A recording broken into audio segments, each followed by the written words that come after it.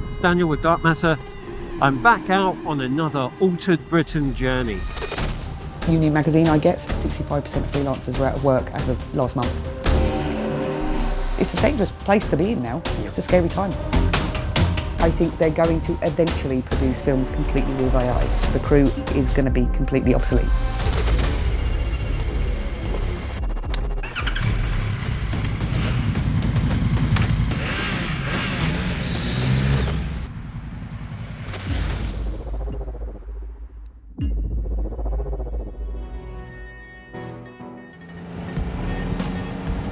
Today we're in Yorkshire and I'm on my way to meet a young lady called Leonie.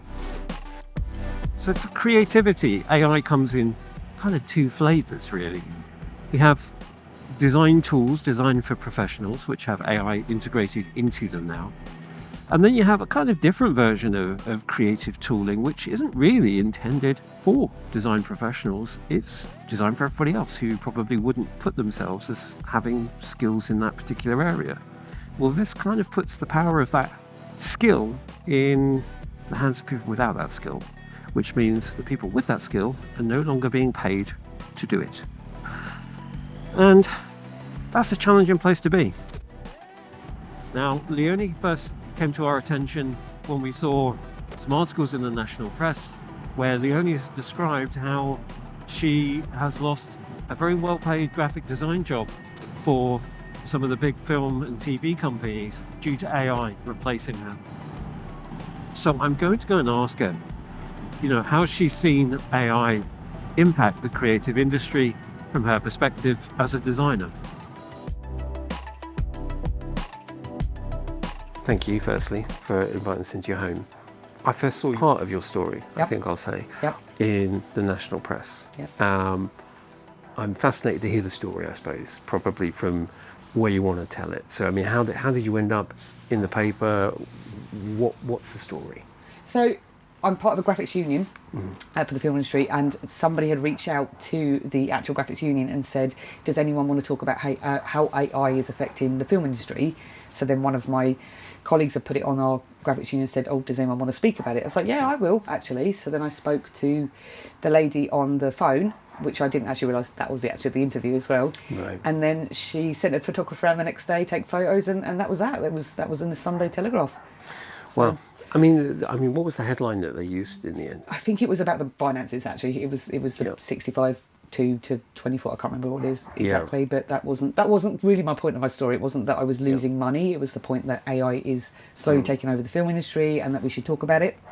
It's something I feel strongly about. It's something people in the industry feel strongly about, and it's not going away. No, I mean, it was kind of positioned that AI had taken your job.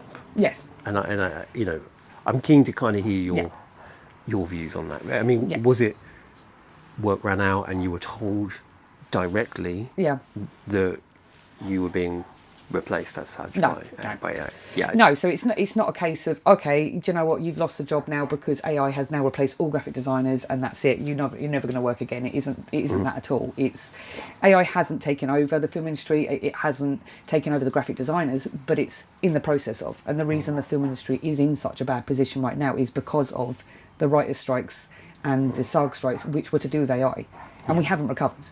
And at the time that we're now recovering and we're trying to build back up is the time that AI is actually progressing to a point where they can produce full scenes in AI and full characters, full people, full CGI. It's a dangerous place to be in now. Yeah. It's a scary time. So what were the kind of roles that you were occupying before, and what, as a fellow creative, what kind of design disciplines what were you creating? So as a graphic designer, as part of the art department, my job role is to create the graphics, the photos, the artwork on the walls, the packaging mostly. All of that is the graphic designer's job, and obviously signage and stuff. That isn't gone away yet. They still need that. But as a fall down effect from our budgets now being tighter because a lot of things are not being produced as much now. They're all about profit now rather than quantity. A lot of people are then putting a lot of pressure on one graphic designer. We're not having assistants. We're not having motion graphic assistants. With the one job that we do get a year, we then have to do it all on ourselves. Yeah. In a sense as well, that production will often think that AI can help us in a point where we don't need an assistant and we don't need motion graphics assistants, but it's not that at all. Yeah.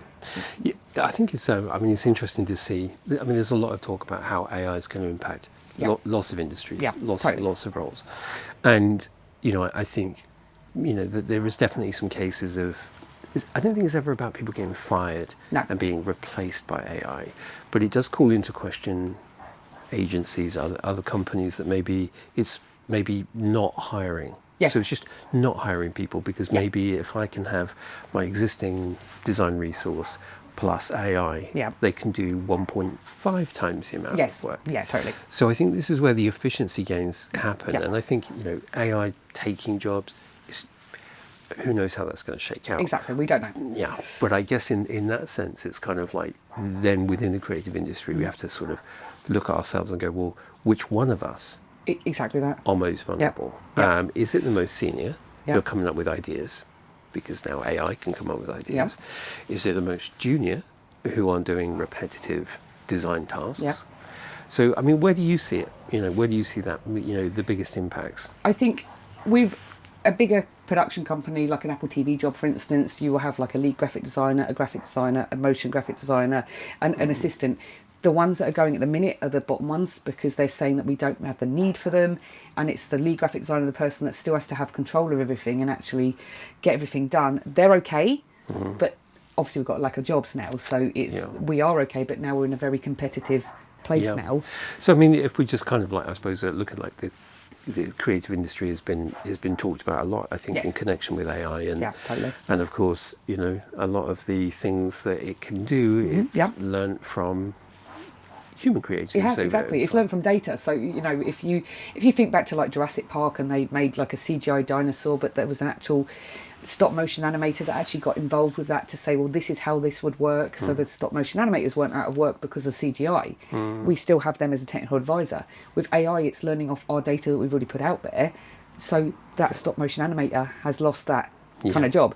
We then can produce all these CGI things through AI, but there isn't anybody making these softwares anymore. So we've skipped out, I don't know how many people in that process for one AI. You know, obviously somebody needs to run the AI. You have an AI agent, but that skips out 5 jobs in the middle. Yeah, and I think that's the thing I consistently hear everywhere I go is people talk about efficiency. Yeah, exactly that. Yeah, it's efficiency. It's money. Yeah, and I think, you know, when you think about efficiency in that sense, it's like, well, to be efficient, it really is about taking something away that's not needed. Yes, exactly that. Right. So it comes down to then your individual definition of what's needed. Yeah. I mean, the film industry anyway. I mean, when you watch any film, TV program, the credits list is pretty big. It's huge. Yeah. And to the person that doesn't understand film and TV production, you go, wow. What is that? What is that job role? Do we need all of these people? And and the titles We are do. kind of crazy, and they don't really correlate to normal people work, let's say. So I think it becomes, you know, again, more and more of a challenge to understand where efficiencies are going to come from. And I think, you know, our own use of those, and if we think about design tools over the years, you know, how Adobe changed, and you know, I mean, that's AI run subscription. now. And you know, I'll touch on it just because it bothers me immensely. I use Adobe Stock still. Yes, for a lot of stuff. And I go on Adobe Stock, and everything I look at, it's got a little thing in the corner that says AI generated. AI generated, semi-stock, and we use that a lot in the film industry. We're allowed to because we have licenses for creating, packaging images, whatever we have to do. It's a licensing copyright issue, so we have to. But so much of them are AI generated now, and our rules are that we're not allowed to use AI generation images for our product packaging. And you think, okay, well, there's a bit of a grey area there with iStock and stuff. I have to admit, it's weird because when I think back to the original stock model, you would have photographers. They'd go out. Yeah, and it was great for them. And they would sell them to the stock library, and they would get paid a royalty every time it was used. But when you look at a stock library now, nearly everything that is presented to me first is always AI. And who's making it? No one's Who's getting the royalties for it? Them. iStock. Adobe Stock. Yeah, exactly that. And I mean, I think it turns. That's where it. You know, there's all these like little nuances of how the creative industry has been kind of turned on its head. But I think for years we thought about creativity and AI as being two separate things. Yes. It could throw out some words, but it would never never be able to do the job of true creatives Yes, and true artists. artists and stuff. And then they have. Yeah, and I think we know it's a bit different, right? And it's We kind do of now, the but quality. I think it's getting to the point now where it's actually getting quite hard to tell what is AI and what isn't. Like with a trained eye, for sure, and there's a lot of even videos on TikTok and whatnot, and you look back and you think, and people say, oh, AI, and you're like, it is a lot better than it was last month, though. Yep. Like, we're progressing a lot. Then we're in a slightly different world, right? Yep. Where you see actual human created artwork, designs, whatever it is, and people go, it's AI, and it sort of diminishes the human contribution, I suppose, it does. to culture. Yep. And so now we're starting to question everything. Exactly. It's a bit of a worry. I mean, if you had to, predict, from your own perspective, how you feel that AI is going to have a relationship with the creative industry, specifically, let's say, design, where do you think this goes from here? I think that because AI is learning off what we've already got out there, and obviously because of the birth of the internet, it's everywhere. Like even general artists now that just do paintings, they'll put it on Facebook, they'll put it wherever they need to put it. AI has learned off all that. So I think that in a sense of the film industry specifically, I was originally saying, 10 years time, they'll start creating full films of AI. But I think we're on like 5 years now. Like, I think they're going to start actually producing sets, actors, all that stuff, and they're going to start producing all that without needing a film crew, because efficiently that costs less money, and it will start costing less and less money the more wider it is, the more companies that start producing AI models. It will become completely affordable to production companies to think, that's a lot cheaper than hiring a load of crew, so they'll do that, and there is no royalties or there's no contribution to anybody's efforts. It's just learnt off what we've already made for 100 years in film. It has access to that because that's what AI is, and it can produce something that looks exactly like, it's no different than a director saying, okay, I filmed this thing and actually I took reference from this really good designer I really like, and this is what I've made, and that's fine. We're okay with that, but AI would do that and there's no credit. Because nothing seminal kind of work, is it really? Obviously COVID, obviously the film industry disappeared, as did many industries, and there was a boom actually after that, about 2021, because of all these things that were going to be produced. We had a boom. Look, 2021 was very productive. A lot of people worked a lot. I think I remember working for a year straight. I was fine, and then 2023 came. And that's when we had the writers' strikes and we had the SAG strikes, and they were about the use of AI in the industry and how worried they were. They were America, fine, but obviously UK productions were affected a lot, and a lot of actors had to jump in to the cause, otherwise they were being, they weren't supporting each other. So we are still suffering from that. We totally are. My local union magazine I get said something like 65% of freelancers were out of work as of last month, and that's huge. Wow. It's literally 65%. Oh, I know. Very, very successful designers, production designers, prop masters, I know, are leaving the industry. They're doing other things because they cannot carry on with their lifestyle, which they've barely managed to pay for with the film industry wage, and they can't carry on. So they've had to leave. Well, I think they're leaving. A lot of people are. I'm going to ask you a slightly different question. We film like dramas and bits and pieces, we get people in, and I'm looking at the day rates and I'm going, wow. Cam ops have got expensive. Oh yeah. And it's like, you used to be £300 a day, and now you're like, I'm £550. And I'm going, well, I don't know where you're pulling these numbers from, but my feeling is like there is so little work out there that when a job does come along and they think they might be able to get it, it's like, I need to recoup some of that money. So I suppose this is also a bit of a problem, because the way people price themselves, it will just stop and get work. On the flip side, in the art department, although we're unionised, we don't have. If you just say no, I'm not doing it for that rate, I'm going to do that's not fair. Someone else will come in, and they know that. Production know that. So you really don't have a leg to stand on with it. So camera ops can price themselves up as higher, and generally they are more well regarded in general. But the art department specifically, and that's the only department I know about, our rates have been cut. We have a union, we have BECTU, and that has rates that increase every year because of obviously the way that the world goes and things go up. It's expensive to be part of the film industry. You can't just become it. You have to have kit, you know? And then you say, okay, BECTU, and they'll say things like, not BECTU rate. So they'll just opt out of it. Well, oh, okay, right, fine. And then they'll cut your rate. The job I'm on next, that's a cut rate, but they know full well that we're desperate, so we'll take it. It's a shame, isn't it? I mean, it's the. I guess it's the nature of the beast as it was, and with I this. think it's going to be that way for a while. Yeah. I think it is. I mean, every industry professional I talk about. I mean, a lot of my friends, a lot of my close friends are in the industry. It's how I met them, and we talk about it daily. Yeah. We always go, oh my God, it wasn't this bad since before COVID. Yeah. That was an industry I very much enjoyed. I loved it. It was profitable. Even when it wasn't profitable, it was still enjoyable to be in. It's not enjoyable to be in anymore. Yeah. And I guess it's the uncertainty that exactly that breeds. It's right? too stressful. There's lots of mental health issues around the film industry, specifically people that can't pay their bills. That's a huge deal, obviously. If you can't pay your bills, you're obviously going to be depressed about it. There was a huge thing about Eyes Wide Shut. This was a campaign because we were working too many long hours, but that was because we were working too many hours for it to be sustainable for us to actually have a lifestyle. Yeah. But it's a big thing we talk about in the film industry is mental health. But this is going to be the worst thing for us: is people losing all their jobs, not getting work frequently. That's especially the new starters that have been promised the world. I went to a uni course back in the day, and AI wasn't even a thing then. Not in the film industry, and we were basically promised this evergreen career that would grow substantially, and you'll be in work forever because everybody wants to watch films, and you'll just be forever employed. And 15 years down the line, oh right, okay, never mind. That makes sense. I mean, what do you? I mean, right now uni. There's kids doing media, and there's people doing my exact course. That I mean, what would you? I mean, if you candidly, what would you say to them? Honestly, I would say do it. Absolutely do it. Like, make it your passion because it's not going away, and that's absolutely fine, and you can be successful in it. But have a backup. Have a backup from the start, and have a backup that you really think of, okay, if the film industry doesn't work out, I can happily do this. Yeah. And that's that. Yeah. Like, and you can transfer your skills like I have. I've transferred my skills. I'm still doing graphic design. I'm just selling them on mugs.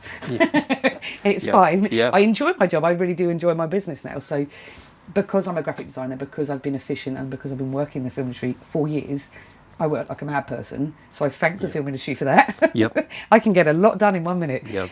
But I do think, absolutely, if anyone is going to start out in the film industry, just make sure you have a backup, just in case. Mm-hmm. I think that's sensible anyway, if you're going to start in the film industry. I wonder if obviously the price of a degree now is... I know it's increased by like 3 times, isn't it? It's $9,000 rather than 3 or something. So. Yeah, so it's pretty huge. So I mean, as an individual, and if you are thinking about heading in that direction, that's a huge commitment to invest in a future that is very on the rocks. Yeah, I mean, some will make it; it won't go away, but it's going to be oversubscribed. And then it's a case of trying to work out what other skills how you can transfer these skills and what you could actually... I mean, maybe it's a case of these university courses are teaching them how to do AI now. I don't know.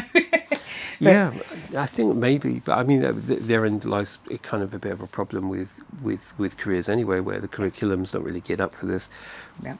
AI in this format has appeared seemingly overnight and changed. It has. That's what it feels everything. Like. My course specifically was designed for TV and film. It's a very selective course. There was 30 of us in a course. I think it's now up to 40.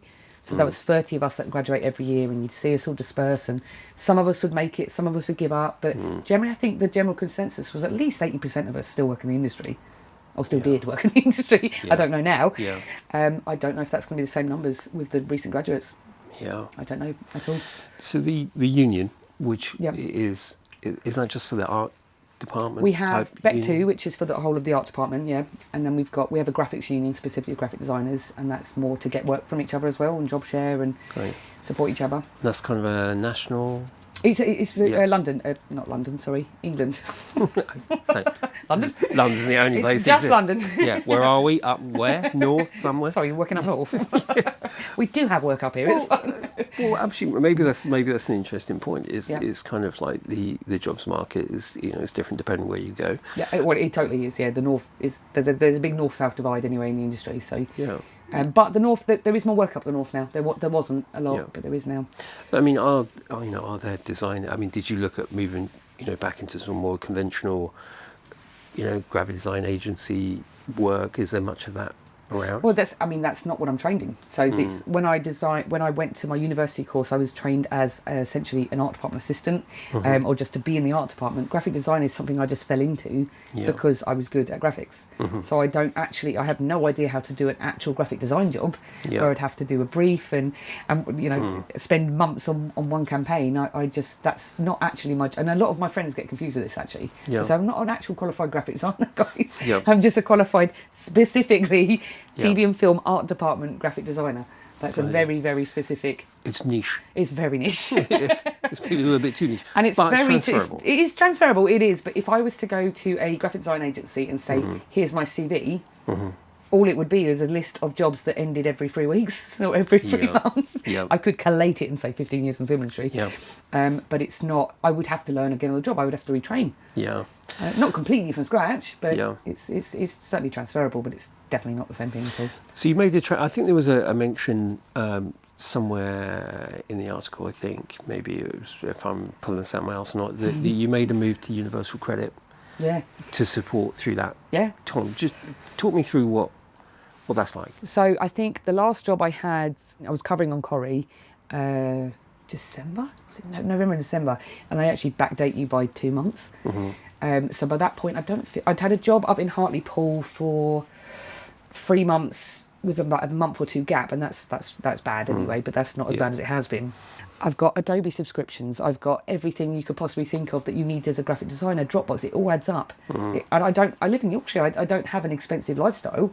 Everything I've done up here is so I could have a cheaper lifestyle, but still I have bills. Of course I have bills. And I have credit card debts now.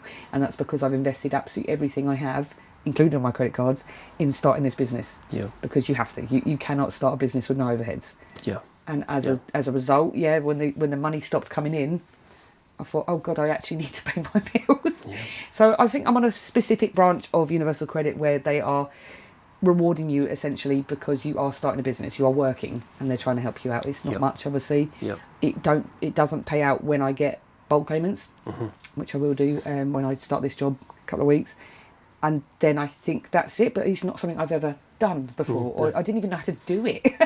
I mean, it's like, who do you call? I know. And you go to the job centre and they treat you like you're stupid, and you think, and they didn't understand my job at all, and it's complicated because I'm a limited company, so I technically pay myself a wage, and they thought that was real, and I was like, no, that's just a number that I have to pay myself because I'm a limited company, and that's not money that exists if I don't have any money coming into the business, which I don't. This is it. I mean, it's quite the complex things, aren't they? Some of these things, and it doesn't always fit the kind of conventional. Yeah. I had a job and now I haven't got a job, and I need somebody to bridge me to the next in one. Between, yeah. I mean, it's definitely it's good that it's there, but yeah, it is good. It's there for sure. Yeah. So what have you transitioned into now? So you've talked about the business. How would you how did you define the business, and how did you come to that decision? So I started a Etsy business. I was trying to think the word then. Back in 2023 when the writer strikes were there. No, sorry, it wasn't. It was 2021 because of COVID. Yeah. Because obviously everybody lost their jobs. As a limited company, I particularly suffered actually because I wasn't allowed any grants. So I was left to it. Right. I was like, okay, fine. So I thought, right, I need to make some income. So luckily, a lot of people were at home shopping, so it was all good. But it's exciting, right? It's very exciting, yes. I mean, this is half of it, and you should see my spare room. It's full of bunnies. Yeah. Bunnies. Yeah, I seem to be a mad seller of these bunnies. I think the one there, they go really well. So I print their tummies and then personalise the feet. And they go really well, and I have to stock them in at the 50 per colour. And they're big old boxes. I saw them. I think I saw them on your website. Yeah. I thought they were smaller than that. No, they're right. And again, on Amazon, you've got to make sure you say 21 centimetres because otherwise somebody will send it back and say, right. Yeah, we need a reference. It's a thing. If you put put that tiny dog next to it. Yeah, but then again, you need a reference for her because you don't know how big she is. A teacup. It's like a mini Jack Russell.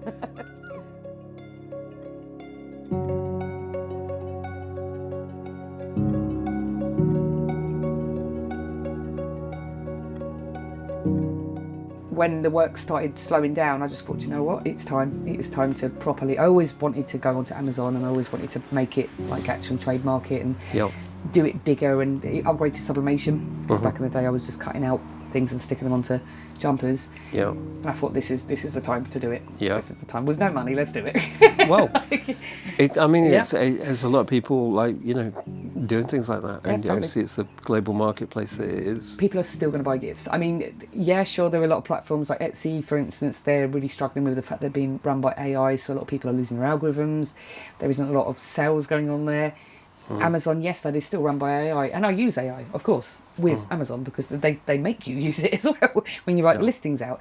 And I'm certainly not against AI, in the right places. But Amazon is what is the biggest global selling platform in the world, and once you're on that, people are still going to buy things like gifts. Yeah. Or AI will take over everybody's job and nobody will have any money for gifts, and then I've screwed myself again. You never know.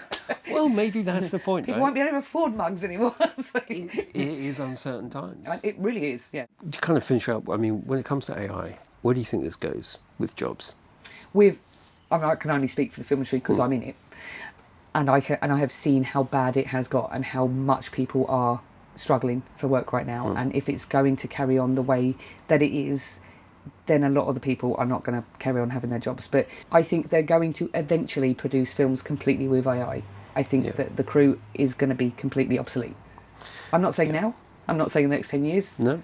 And there will be the few that hang on that say, well, hold on, we want to make it traditionally and blah, blah, blah, and that's fine, but that's niche. But that does not cover the amount of people that work in the film industry. Yeah. That doesn't give all the jobs, does it? So that's where I do personally see that going. It's plausible. Yeah. What's your optimistic hope for it?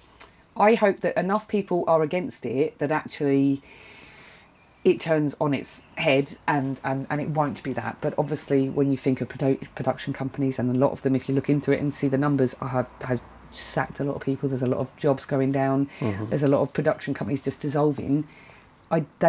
This profit. They're talking money. I mean, you got numbers in front of you. That's more important than, hey, let's save a few jobs because we want to. But it could be another case of actually someone gets involved and says, well, hold on a minute, don't sack the whole film industry because they're all going to be on universal credit. We can't afford that as a country. You actually need to keep them jobs. That could be a thing that happens. Yeah. Yeah. We don't know. Let's see what the government does about that one. I think the government have a lot to say in this. I think they should have a lot to say in this, for sure, because there's a lot of people that work in the UK film industry, and that's a lot of jobs. Is there anything else I mean, I know what you said earlier about, maybe being taken slightly out of context in the newspaper. Yeah. In terms of the thing they focused on probably was... They focused on the money, and that's not what I'm doing this for. This is to raise awareness. This is to speak out for the industry that I've been in since I didn't just start it when I was 18. I backdated this back to when I was 11. I knew that I wanted to do this. When I first watched Harry Potter, I did everything I possibly could to work in this film industry. And there's lots of people like me out there, and we need a voice. We do need a voice. And if it makes any sort of dent, great. I mean, what do you think the message is to fellow creatives, around this? And I mean, obviously it's centered primarily around AI being a problem, right? So, I mean, what is that one thing that everyone should really rally behind, in your opinion? I think that we should all be aware that with AI, if you're using AI yourself to create images, that you need to be aware that you're not taking the job off artists, essentially, because realistically, if you're making a silly meme of you and your family, you aren't going to actually pay an artist to do that. I understand that. But you are supporting the growth of AI, and with AI comes direct responsibility of people losing their jobs via AI. So people just need to be a bit more maybe aware of that. I'm not saying don't use it, like absolutely use it in the case where you help run reports and use ChatGPT for what ChatGPT was meant for. Yeah. But just be more aware. Like, just think about people and stop saying to people, "Hey, have you just thought of maybe just embracing AI in your job role?" No, that is like retraining. That is me becoming a ballerina. Like, stop telling people that, because that's not how this is going to fix. Yeah. It's not. Yeah. It's been lovely chatting. Thank you very much. I've enjoyed it. It was a really fun chat with Leonie. I think it was pretty insightful. Obviously, Leonie's in the film industry. It's quite a niche area, but I think it is pretty well documented that the industry as a whole has suffered a lot over the last few years. COVID, writer strikes. And the writer strikes were predominantly about the use of AI in scripting and editing and the devaluing of human creative input. So it's kind of to be expected that that's probably had a bit of a knock-on effect for people like Leonie. And as you heard from her, there's an awful lot of people in the industry which are no longer working, which I think to a lot of us would seem quite strange, because there's so much stuff on streaming platforms, on TV, there's always new things being made, but why are the people that worked in that industry largely out of work? So it does beg the question, is AI a contributing factor to that? I think the answer is probably yes, as a contributing factor. Is it the only thing that's caused this? Obviously not. But that makes a little difference to people like Leonie and people in similar roles.